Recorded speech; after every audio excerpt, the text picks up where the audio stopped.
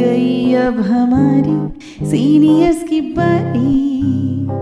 नई नई नई ये बातें, नई है जानकारी। आ गई अब हमारी सीनियर्स की बारी। इनके अनुभव से अपनी बदली दुनिया सारी। इनके अनुभव से अपनी बदली दुनिया सारी। दादा दादी नाना नानी करते बातें प्यारी। सुन लो तुम, समझ लो तुम, हाँ सुन लो तुम, समझ लो तुम, सुन लो तुम, समझ लो तुम, बात ये हमारी। खुश रखोगे इनको तो होगी खुशी तुम्हारी। नई बात है ये देखो, नई जानकारी। आ गई अब हमारी सीनियर्स की बारी।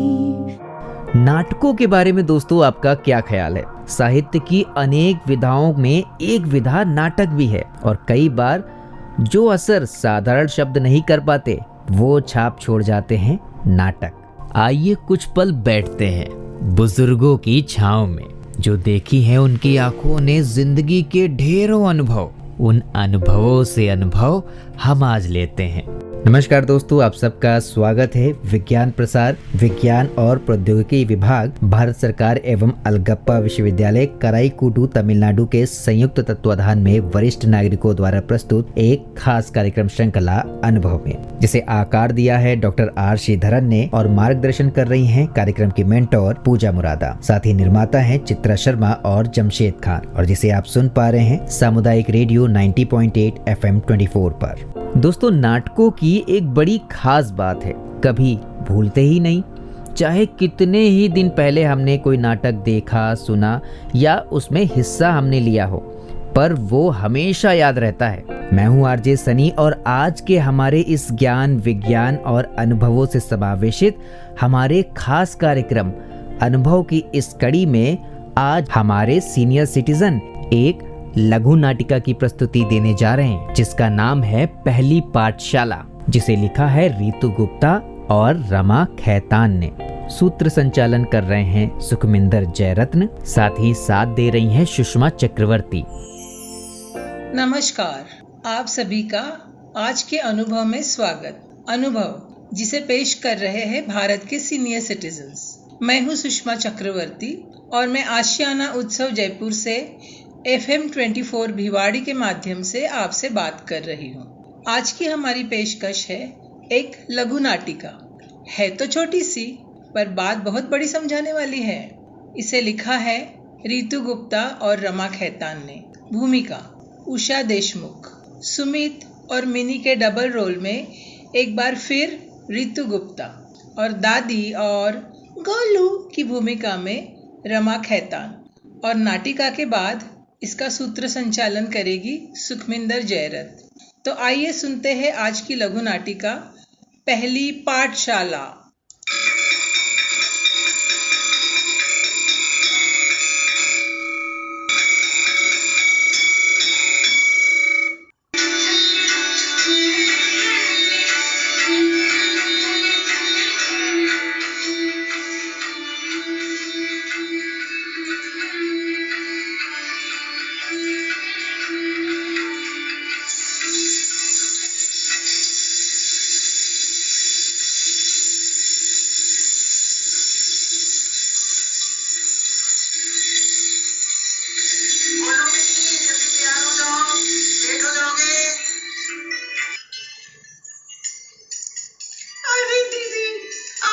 पेंसिल बॉक्स ढूंढूं ना, मिल नहीं रही है।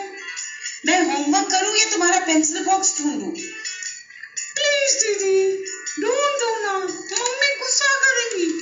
अरे बाबा, मेरी जान मत खाओ, ढूंढती हूँ, रुक जा। नहीं नहीं, अभी जल्दी ढूंढ के दूं ना। अरे ये देख, बैग के नीचे तो पड़ा है, तुमको दिखता नहीं है क्या गोलू? सॉरी दीदी। अभी तक तुम दोनों का होमवर्क नहीं हुआ क्या? गोलू, तुम्हारा दूध भी पड़ा है, ठंडा हो जाएगा। और देखो, तुम लोग अपना टिफिन रख लेना, भूल मत जाना। टिफिन में क्या डाला है? पराठा और सब्जी। मुझे नहीं खाना पराठा सब्जी। मुझे मैगी ही दे दो। अच्छा, मैगी से एनर्जी मिलती है क्या? और देखो, तुम दोनों ने अभी तक अपना सेव भी कंप्लीट नहीं किया। जल्दी खत्म करो, नहीं तो गुड़िया आ जाएगी और वो भी मांगेगी। दीदी, मम्मी दादी को बुढ़िया क्यों कहती है? अरे बाबा, जब कोई बुढ़ा हो जाता है ना, तो उसको बुढ़िया ही बोलते हैं। अच्छा, जब मम्मी पापा बुढ़े हो जाएंगे, तो हम भी उन्हें बुढ़े भैया बोलेंगे। अरे, ये क्या बदतमीजी है? बहू, मुझे भी भूख लगी है, एप्पल भी मुझे दे दो ना। आपका रात का दलिया रखा है, उसे खा लेना। नहीं, मेरा अभी दलिया खाने का मन नहीं है, एप्पल ही दे दो। दादी, मुझे एप्पल नहीं खाना, आप मेरा एप्पल खा लो, आप भी तो बहुत कमजोर हो गए हो। नहीं बेटा, तुम अपना खा लो, मुझे बहू दूसरी एप्पल ला देगी। बहू, जरा बादाम भी दे देना।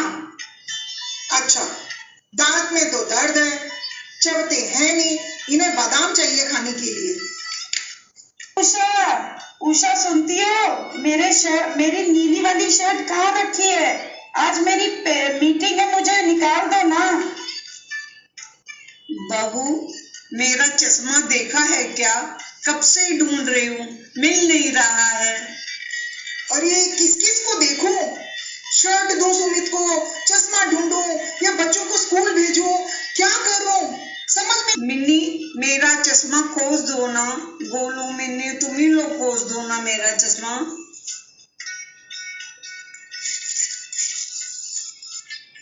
सुमित, ये रही तुम्हारी शर्ट। आपका चश्मा तकिए के नीचे भी नहीं है, मुझे नहीं मिल रहा, मैं कहाँ कहाँ खोजूं? बहू, तुम ही खोजो ना, बच्चों को भी नहीं मिल रहा है, मैं बुढ़ी हो गई हूँ, भूल जाती हूँ ना। शर्ट का बटन भी टूटा हुआ है। उषा, दूसरी ब्लू वाली शर्ट कहाँ है? उसे ही दे दो। वो तो धोबी के पास गई है। तो फिर इसी का बटन टांग दो ना। अरे, अभी दूसरी पहन लो। यही पहननी है क्या? बच्चे तो बच्चे, बाप रे बाप। बहू, मुझे जरा पेपर तो दे दो ना। पता नहीं, इनको पेपर पढ़ के क्या पीएचडी करनी है क्या? इनको पेपर चाहिए पढ़ने के लिए। हमारी दादी पीएचडी करेगी क्या? पीएचडी का मतलब क्या होता है? उषा, तुमने मेरी टाई देखी है क्या? मुझे मिल नहीं रही। आप भी अंधे हो गए हो, गले में तो टंगी हुई है, टाई नहीं दिख रही है। अरे, मैं कब से पेपर मांग रही हूँ, दे दो ना, मुझे पेपर दे दो। सुमित, ओ सुमित, पेपर कहाँ रखा है? न्यूज़पेपर दे दो। अरे, पेपर तो टॉयलेट में है। अरे गोलू, जरा आके ले जा तो। राम राम राम, अभी टॉयलेट का ही पेपर पढ़ना पड़ेगा। मेरा तो धर्म ही भ्रष्ट हो गया। क्या जमाना आ गया है, जैसे ईश्वर की मर्जी। अरे अम्मा, ये लो पेपर, और हम लोग मेरे जाने के बाद ही इसको पढ़ना। ये क्या सवेरे सवेरे उठ के तुम बहू बहू करती रहती हो? और उषा को दूसरे काम भी तो होते हैं, मेरे को ऑफिस भेजना होता है, बच्चों को स्कूल भेजना होता है, बीच में तुम रट लगाए रखती हो, चश्मा दे दो, पेपर दे दो। अरे बेटा, पढ़ूंगी तो बाद में ही, लेकिन संभाल के तो रख लूं। रोज तो चश्मा खो देती हो, पेपर क्या खाक संभाल के रखोगी? सटिया गई है बुढ़िया। क्या करूं, उम्र का तगाजा है, भूल जाती हूँ ना। मेरा दूध ठंडा हो गया, मम्मी गरम करके दे दो। तुम दूध गरम करने जा रही हो ना बहू, तो मेरा दलिया भी डालना ना। कितनी बार बोला है सुमित को, बुढ़िया इतना तंग करती है, इसको वृद्धाश्रम छोड़ाओ, सुनते ही नहीं है। अरे बहू, मेरे घुटने में भी दर्द हो रहा है, जरा तेल गरम करके पिला दो ना। मम्मी को भी कभी कभी घुटने में दर्द होता है, तो पापा को बोलेंगी कि मम्मी को भी वृद्धाश्रम में छोड़ मिनी, गोलू, अम्मा, किसी ने मेरा चश्मा देखा है क्या? पापा आंधी, पापा के तो सर पे ही चश्मा है, पापा को दिखता ही नहीं है। तुम कैसे बात कर रहे हो मुझसे? तमीज नहीं है क्या? अरे मम्मी पापा से ऐसे बात करते हैं क्या? आप भी तो अपने मम्मी पापा से ऐसे ही बात करते हो। देखो सुमित, आजकल के बच्चे हैं ना, उनको स्कूल में यही सिखाते हैं लगता है। मुझे लगता है कि आज मुझे तुम्हारे स्कूल आना ही पड़ेगा और प्रिंसिपल से बात करनी पड़ेगी कि तुम्हारे स्कूल में क्या शिक्षा देते हैं बच्चों को। उनको बड़ों से बात करने की भी तमीज नहीं है। पापा, अरे पापा, मैंने ये स्कूल में नहीं, ये तो मैंने घर में आप लोगों से सीखा है।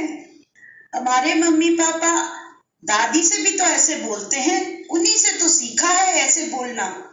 सभी श्रोताओं को मेरा नमस्कार। मैं आशियाना उत्सव जयपुर से सुखमिंदर जैरथ बोल रही हूँ। ये लघु नाटिका हमें बहुत कुछ सोचने पर मजबूर करती है। क्या ये केवल एक काल्पनिक नाटक है या वास्तव में ये हमारे घरों और परिवारों में कुछ ऐसा ही हो रहा है? सच पूछिए तो ये घर घर की कहानी है। तो क्या है कहीं हमसे बहुत बड़ी चूक हो रही है? आज के दौर में बाल अपराध, बालक बालिकाओं के साथ दुराचार, तेजाब फेंकना, छोटी छोटी बातों पर यूं ही आग बबूला हो जाना एक आम बात हो गई है। विज्ञान और तकनीकी उन्नति के साथ नई पीढ़ी अपना मार्ग भूल रही है, तो उन्हें उचित रास्ता उनके माँ बाप ही दिखा सकते हैं। विशेषकर माँ का योगदान अति महत्वपूर्ण है, क्योंकि बच्चे की पहली गुरु वो ही होती है। आजकल की पीढ़ी कुछ हटकर है, मोबाइल जनरेशन, परंतु उसके पांव जमीन पर टिकाए रखने की जिम्मेवारी माँ की ही होती है। जिस परिवार में बड़ों का आदर और छोटों से प्रेम किया जाता है, सिर्फ कहा नहीं जाता परंतु जिया जाता है, वहाँ पर ये बच्चे सब कुछ स्वतः ही ग्रहण कर लेते हैं और ये एक अच्छे नागरिक बनने का पहला पाठ है। जीवन शैली में संतुलन लाना शिक्षक के साथ साथ माँ बाप का पहला कर्तव्य होना चाहिए। दादा दादी, नाना नानी के साथ बचपन के बिताए मीठे दिन जीवन भर के लिए संचित पूंजी होते हैं। बेटी को पराया धन कहना अनुचित है। मायके की देरी कभी उससे छूटना नहीं चाहिए, परंतु पराये परिवार को अपना कैसे बनाया जाए, इसकी शिक्षा माँ को ही उसे देनी पड़ेगी।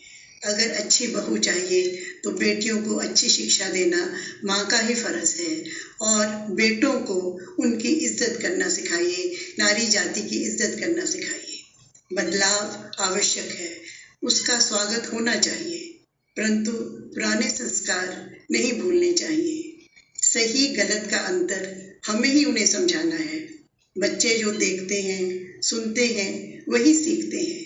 घर परिवार ही बच्चे की पहली पाठशाला होती है और माता पिता पहले शिक्षक। आइए सोचें और मनन करें, अपने में सुधार लाएं।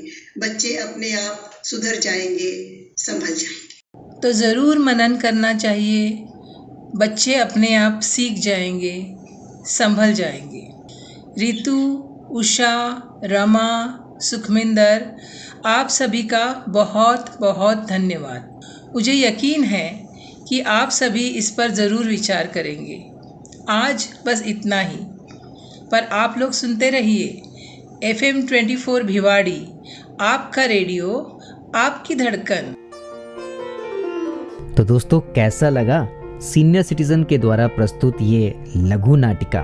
दोस्तों, आपको पता है कि भारत में नाटक की विधा बहुत पुरानी है। हाँ, पर कुछ बदलाव जरूर आया है। पहले नाटकों में शब्द नहीं होते थे, केवल क्रियाएं या एक्शन होता था। लेकिन बदलते परिवेश के साथ नाटकों में भी बदलाव आया है और इसकी शैली में भी। खैर दोस्तों, इस कार्यक्रम में प्रस्तुत ये लघु नाटिका आपको कैसी लगी जरूर बताइएगा fmviwadi@gmail.com पर। और अब वक्त हो चुका है आप सभी से विदा लेने का। और चलते चलते कार्यक्रम में प्रस्तुत इस लघु नाटिका में सम्मिलित अपने सभी सीनियर सिटीजन रितु गुप्ता, रमा खैतान सुषमा चक्रवर्ती और सुखमिंदर जयरत्न जी का बहुत बहुत धन्यवाद। आखिरकार सीनियर सिटीजन्स की मदद से हम इस कार्यक्रम को इतनी आगे तक बढ़ा रहे हैं। मैं हूं आरजे सनी और आप सुन रहे थे अनुभव कार्यक्रम की यह खास कड़ी सामुदायिक रेडियो 90.8 FM 24 पर। आप सुन रहे हैं 90.8 FM 24, आपका रेडियो, आपकी धड़कन।